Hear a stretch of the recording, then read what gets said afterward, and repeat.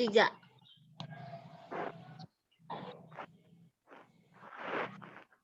Baik, selamat pagi Bapak dosen. Selamat pagi teman-teman semua. Terima kasih atas waktu yang diberikan kepada kami kelompok 2 untuk memaparkan materi yang kami dapat yang sudah kami diskusikan bersama. Baik, untuk mengefisiensi waktu, langsung saja saya berikan waktu dan kesempatan kepada pemateri untuk memaparkan materi kami. Baik, terima kasih atas waktu dan kesempatan yang telah diberikan kepada kami. Saya, Antoneta Mnorokolo, mewakili kelompok 2 akan mempresentasikan materi kami. Sebelum itu, next.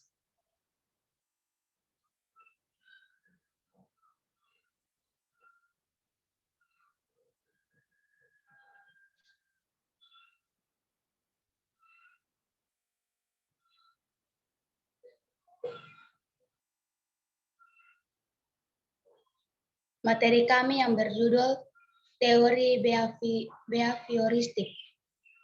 Yang pertama, pengertian teori belajar behavioristik merupakan salah satu aliran psikologi yang memandang individu hanya dari sisi fenomena jasmania. Teori behavioristik adalah teori beraliran behaviorisme yang merupakan salah satu aliran psikologi yang memandang individu hanya dari sisi fenomena jasmania dan mengabaikan aspek-aspek mental. Next. Teori kaum behavioris lebih dikenal dengan nama teori belajar karena seluruh perilaku manusia adalah hasil belajar. Next. Ada beberapa ciri dari teori ini, yaitu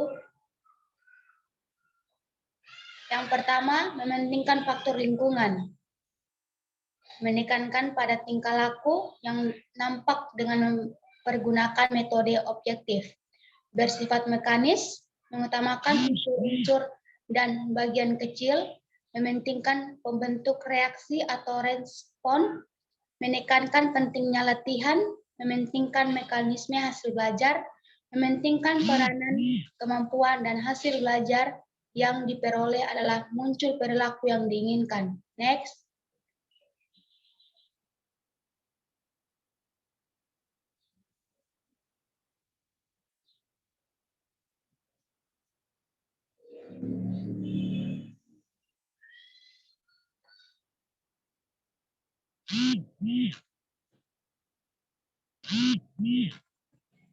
Menurut teori ini yang terpenting adalah masukan atau input yang berupa stimulus dan keluaran atau output yang berupa respons, penguatan atau reinforcement. Lanjut.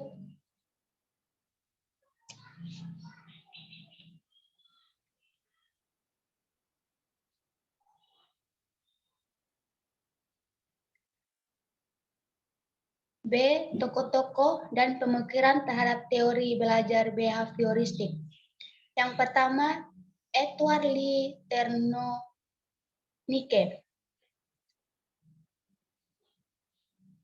Thorndike mengemukakan bahwa terjadinya asosiasi antara stimulus dan respon ini mengikuti hukum-hukum berikut. 1. Hukum kesiapan. 2. Hukum latihan. 3. Hukum akibat. Selanjutnya, Thorndike menambahkan hukum tambahan sebagai berikut. Yang pertama, hukum reaksi bervariasi.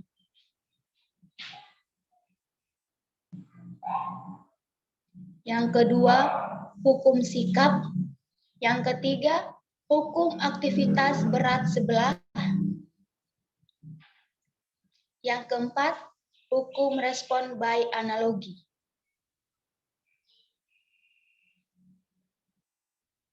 Yang kelima, hukum perpindahan asosiasi. Next.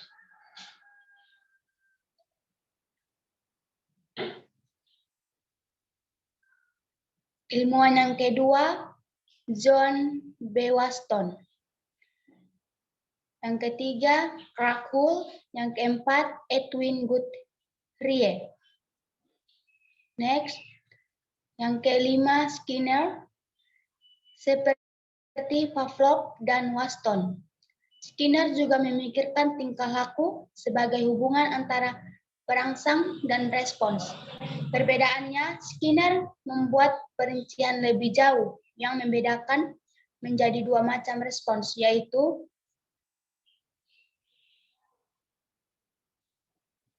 yang pertama, responded response. Yang kedua, operant response.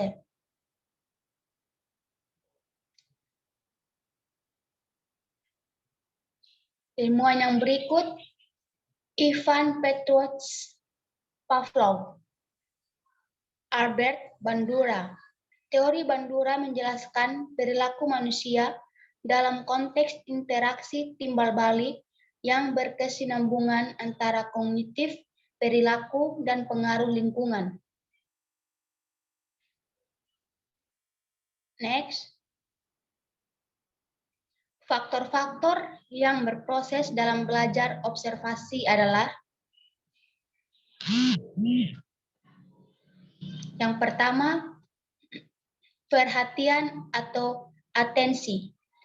Mencangkup peristiwa peniruan, adanya kejelasan, keterlibatan perasaan, tingkah kerumitan, kelaziman, nilai fungsi, dan karakteristik pengamatan, kemampuan indera, minat, persepsi, penguatan sebelumnya.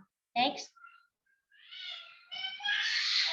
Penyimpanan atau proses mengingat mencakup kode, pengkodean simbolik, pengorganisasian pikiran, pengualan simbol, pengualan motorik.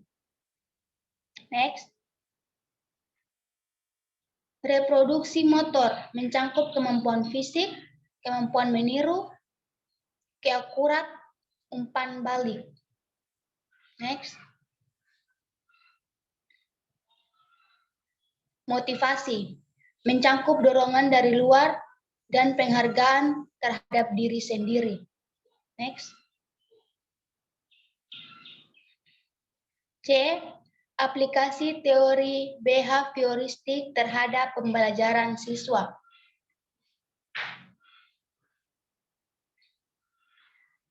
Aplikasi teori behavioristik dalam kegiatan pembelajaran yaitu memandang pengetahuan adalah objektif, pasti, tepat, dan tidak berubah pengetahuan, disusun dengan rapi sehingga belajar adalah perolehan pengetahuan, sedangkan mengajar adalah memindahkan pengetahuan kepada orang yang belajar. Next.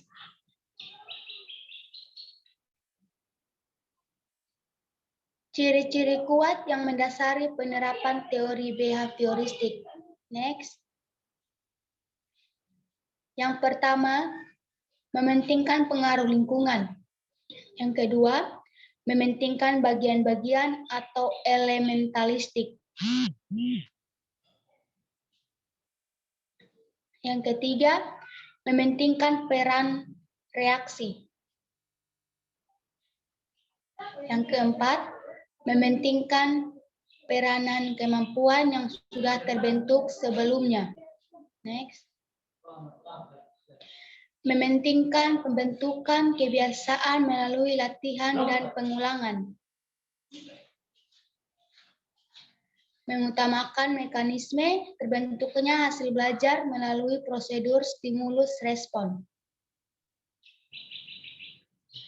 Hasil belajar yang dicapai adalah munculnya perilaku yang diinginkan. Secara umum, langkah-langkah pembelajaran yang berpijak pada teori behavioristik yang dikemukakan oleh Society dan Prasetya Irwan tahun 2021 dapat digunakan dalam merancang pembelajaran. Langkah-langkah pembelajaran tersebut antara lain: yang pertama, menentukan tujuan-tujuan pembelajaran. Yang kedua, menganalisis lingkungan kelas yang ada pada saat ini, termaksud mengidentifikasi pengetahuan awal siswa. Yang ketiga, menentukan materi pembelajaran. Yang keempat, memecah materi pembelajaran menjadi bagian kecil-kecil, meliputi pokok bahasan, subpokok bahasan, topik, dan lain-lain. 5. Menyajikan materi pembelajaran. 6. Memberikan stimulus, dapat berupa pertanyaan, baik lisan maupun tulisan, tes atau kuis, latihan atau tugas-tugas. 7. Mengamati dan mengkaji respon yang diberikan siswa. 8. Memberikan penguatan atau reinforcement, mungkin penguatan positif atau penguatan negatif, ataupun hukuman. 9. Memberikan stimulus baru. 10. Memberikan penguatan lanjutan atau hukuman.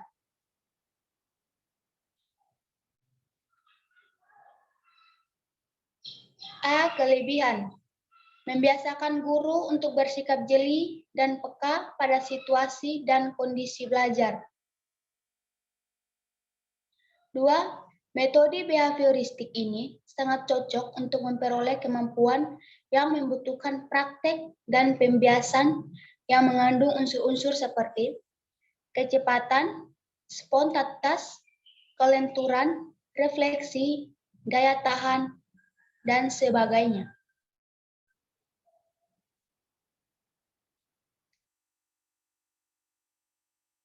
3. Guru tidak banyak memberikan ceramah, sehingga murid dibiasakan sebagai mandiri. Jika menemukan kesulitan baru, ditanyakan kepada guru yang bersangkutan.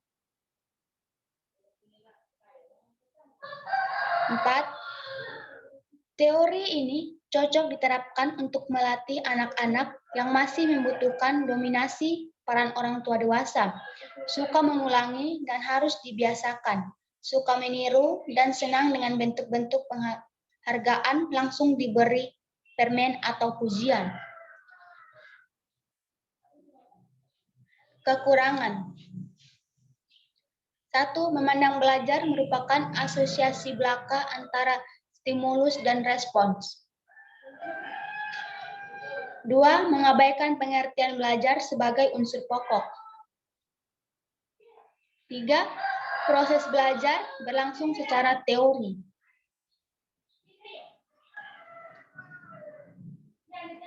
Selain teorinya, beberapa kekurangan perlu dicermati guru dalam menentukan teknik pembelajaran yang mengacu ke teori ini. Antara lain, sebuah konsekuensi bagi guru untuk menyusun bahan belajar dalam bentuk yang sudah siap. Tidak setiap mata pelajaran bisa menggunakan metode ini. Penerapan teori behavioristik yang salah dalam suatu situasi pembelajaran juga mengakibatkan terjadinya proses pembelajaran yang sangat tidak menyenangkan bagi siswa, yaitu guru sebagai sentral, bersikap otoriter, komunikasi berlangsung satu arah, guru yang melatih dan menentukan apa yang harus dipelajari murid.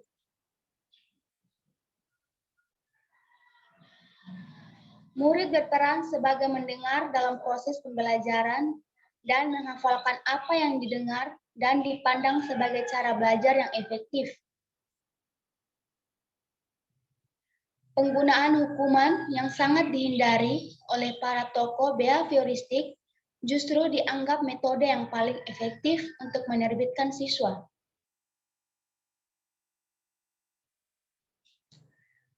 Murid dipandang pasif, perlu motivasi dari luar, dan sangat dipengaruhi oleh penguatan yang diberikan guru.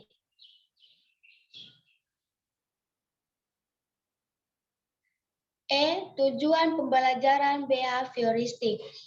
Tujuan pembelajaran menurut teori behavioristik ditekankan pada penambahan pengetahuan, sedangkan belajar sebagai aktivitas mimetik, yaitu menuntut pembelajar untuk mengungkapkan kembali pengetahuan yang sudah dipelajari dalam bentuk laporan, kuis, atau tes.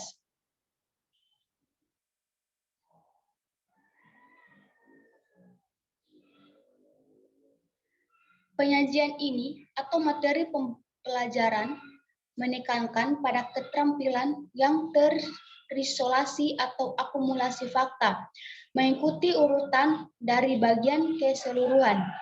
Yang pertama, berkomunikasi atau transfer perilaku adalah pengembaraan pengetahuan dan kecakapan peserta didik, tidak mempertimbangkan proses mental. Kedua, pengajaran adalah untuk memperoleh keinginan respon dan peserta didik yang dimunculkan dari stimulus.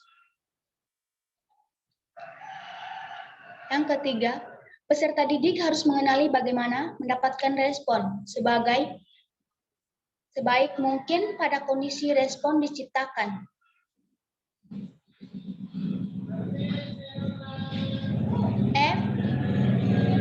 Prinsip-prinsip teori behavioristik. Yang pertama, menggunakan prinsip penguatan. Yang kedua, mengidentifikasi karakteristik peserta didik untuk menetapkan penyampaian tujuan pembelajaran.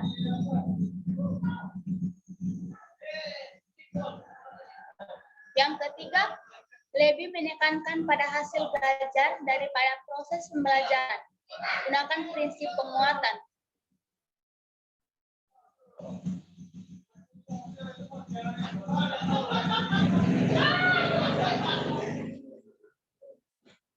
Kaum behavioristik menjelaskan bahwa belajar sebagai proses perubahan tingkah laku di mana reinformat dan konsumet menjadi stimulus untuk merangsang pelajar dalam berperilaku.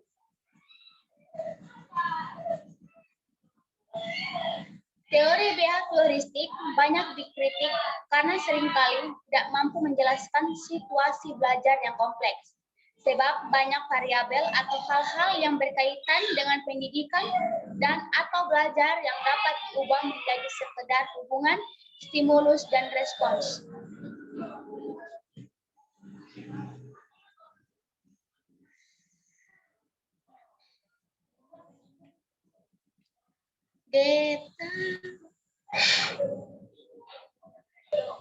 Teori behavioristik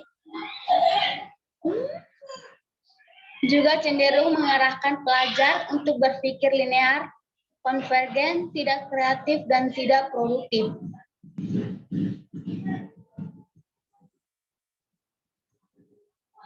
Pandangan teori ini bahwa belajar merupakan proses pembentukan atau shaping, yaitu membawa pelajar menuju atau mencapai target tertentu, sehingga menjadikan peserta didik tidak bebas berkreasi dan berimajinasi.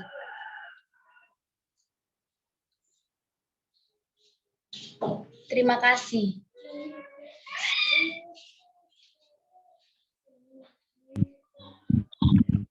Terima kasih kepada pemateri yang sudah menyampaikan hasil diskusi kami. Itu saja hasil diskusi kami. Sekian dan terima kasih.